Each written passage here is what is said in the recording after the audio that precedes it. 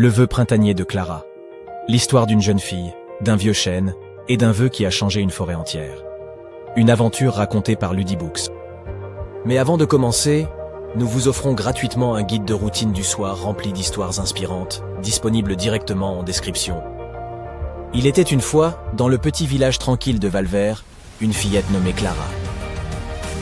Clara était connue pour sa gentillesse, sa curiosité insatiable et surtout pour son amitié précieuse avec un vieil arbre, qu'elle appelait affectueusement Grand Chêne.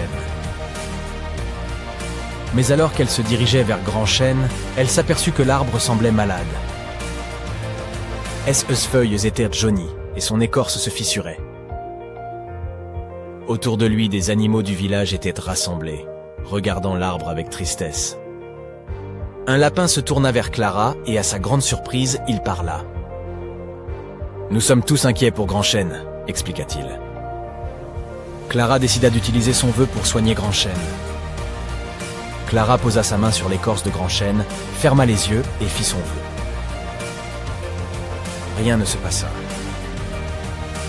Soudain, une chouette perchée sur une branche parla. « Peut-être que Grand Chêne ne peut pas utiliser son pouvoir pour se soigner lui-même, » suggéra-t-elle. Clara se sentit désemparée. Mais alors qu'elle regardait autour d'elle, une idée lui vint. « Je vais apprendre à soigner Grand Chêne moi-même, » déclara-t-elle déterminée. Dans les jours qui suivirent, Clara parcourut la forêt avec les animaux, apprenant à connaître les plantes et les herbes qui pourraient aider Grand Chêne. Elle travailla dur, jour et nuit, préparant des remèdes et les apportant à l'arbre. Les animaux l'aidaient, travaillant ensemble pour sauver leur ami. Après plusieurs semaines de soins dévoués, Clara et les animaux virent enfin un changement.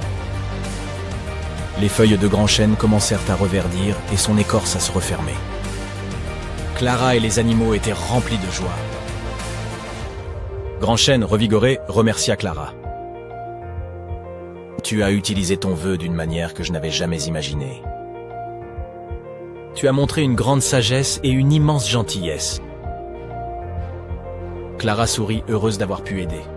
« Nous sommes tous connectés, Grand Chêne.